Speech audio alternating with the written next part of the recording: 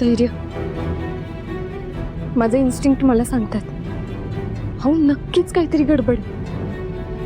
हे बघा, जसं आपल्याला कळलं की मामा दामिनी मॅडमला ब्लॅकमेल करतोय तसं आपण मामाबद्दल माहिती काढायला सुरुवात केली.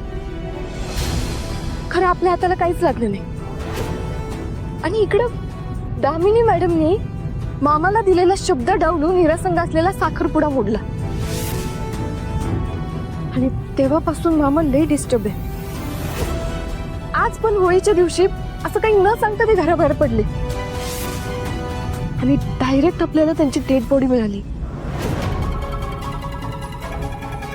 धैर्य, आहो हे सगळं दिसतंय तेवढं सोपं नाहीये. मला कसली तरी वेगळीच शंका येते.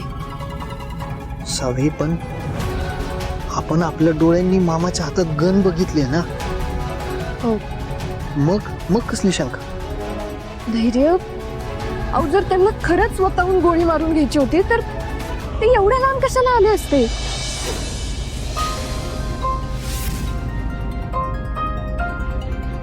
बघ सावी, सगळ्याच प्रश्नांची उत्तरं नसतात. असतात धैर्य. जर प्रश्न आहेत ना तर मग उत्तर पण असायलाच पाहिजे.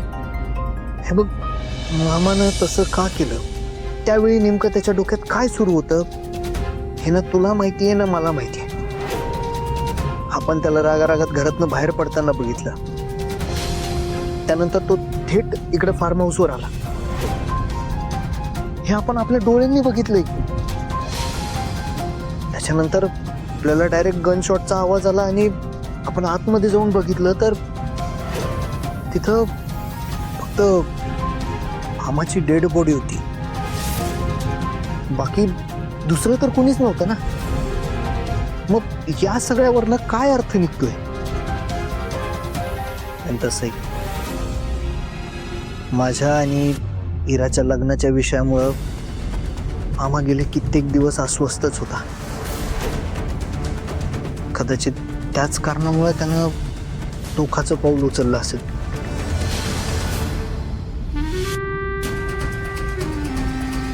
असो, आता पोलीस इन्व्हेस्टिगेशन तर सुरूच झालंय.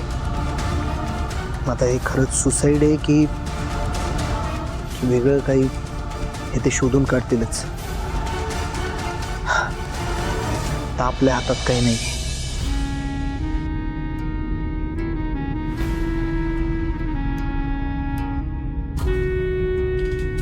आपल्या हातात जी गोष्ट आहे त्याची मात्र मला किती भीती वाटते हे मी तुला नाही सांगू शकत. हे सगळं मलाच आईला सांगायचं आणि मला नाही माहिती मी हे कसं करणार. ती कशी रिॲक्ट होईल, काय वागेल, मला काही कळत नाही.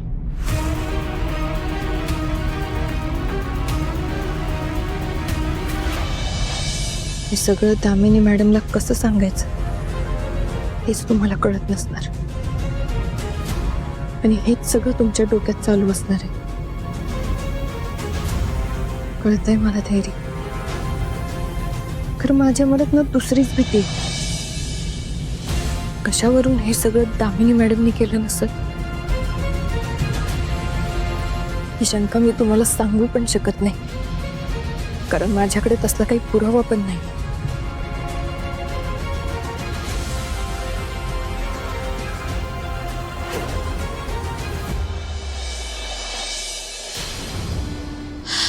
धैर्य, धैर्य, धैर्य, धैर्य, मी केव्हापासून बाबांना कॉल करते पण त्यांचा फोनच लागत नाही. कुठे असतील काय माहित, काही झालं नसेल ना त्यांना. धैर्य असं कधीच करत नाही हो बाबा. धैर्य, कुठे असतील हो बाबा? हे बघा, तुम्ही शांत व्हा आधी. काही झालं नाहीये. तुम्ही उगाच पॅनिक होऊ नका. तुम्ही शांत व्हा आधी. असं कसं शांत होऊ धैर्य मी? अहो असं कधीच केलं नाहीये बाबांनी. म्हणजे मी त्यांना फोन करते ना तर त्यांचा फोन लागतो आणि पहिल्यांदा त्यांचा फोन बंद येतोय. धैर्य, बाबांना शोधायला पाहिजे आपण. शोधूया त्यांना जाऊन. शोधायला पाहिजे. चला आपण बाबांना शोधूया. इरा, तुम्ही आधी शांत व्हा. दरवाजा तर बंद आहे. मॅडम आत असतील का नसतील बघतेच.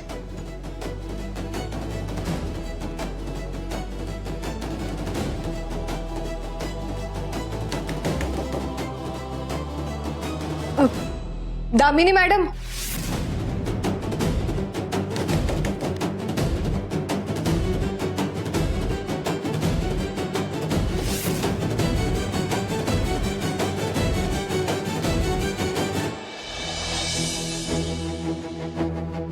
Damini madam,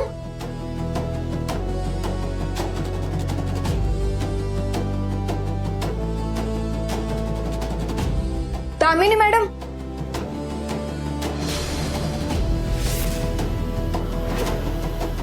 Damini madam room मध्ये नाहीयेत. कुठे गेले असतील? का खरंच त्यांनी मामा संग काही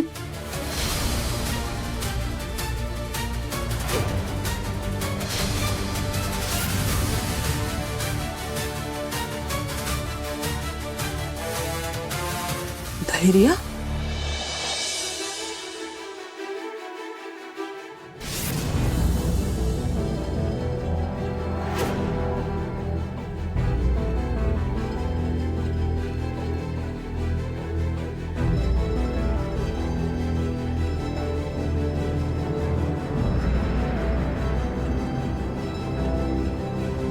काय झालं? आई, तू कुठे गेली होतीस? मी ते माझं डोकं दुखतंय म्हणून दूध आणायला गेले होते किचन मध्ये.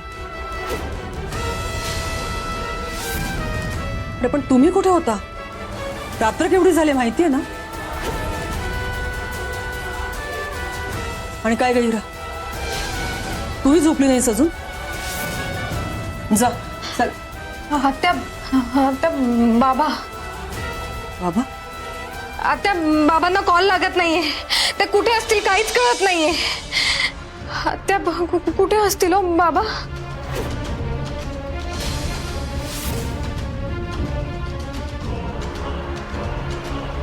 हा का गेला असेल कुठेतरी. दया येतो तो काय कुठे जाताना सांगून जातो का? येईल परत. हा चला जा जा झोपायला जा. आई, मला जरा बोलायचंय तुझ्याशी, महत्वाचं आहे. मी काय सांगितलं तुला? माझं डोकं दुखतंय खूप. आपण सकाळी बोलू. आई प्लीज एकदा माझं ऐकून घे, खरंच लई जास्त महत्वाचं आहे.